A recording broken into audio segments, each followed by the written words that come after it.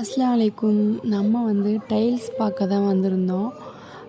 எங்கள் கடைக்கு டைல்ஸ் ஒட்டுவோம் அப்படின்னு சொல்லிட்டு, கடை ஃபுல்லாலாம் இல்லை, சும்மா நம்மக்கிட்ட கொஞ்சமாக காசு இருக்குது, அதை கொஞ்சம் காசு வச்சு ஒரு நம்மளால் முடிஞ்ச அளவுக்கு டைல்ஸ் வாங்கி ஒட்டுவோன்னு சொல்லிட்டு தான் ஒரு பாதி செவுரு மட்டும் வாங்கி கறி க்ளீன் பண்ணுற இடத்துல மட்டும் நம்ம டைல்ஸை வாங்கி ஒட்டுவோம்.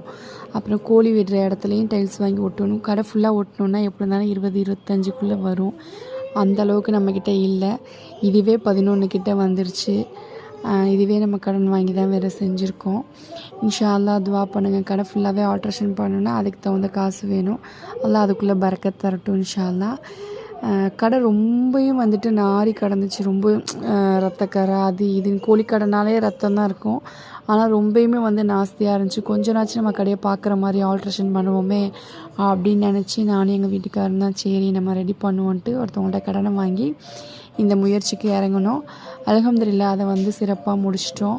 நல்ல முறையில் கடையில் முடிஞ்ச அளவுக்கு டைல்ஸ்லாம் ஒட்டி ஒரு சைடு பெயிண்ட் அடித்து விட்ருக்கோம். அந்த டைல்ஸ் ஒட்டின சைடு அங்கே தான் கோழி விட போகிறோம். இங்கே கோழி க்ளீன் பண்ணுவாங்க. பிடிச்சிருந்தா லைக் பண்ணுங்கள், ஷேர் பண்ணுங்கள், சப்ஸ்கிரைப் பண்ணுங்கள்.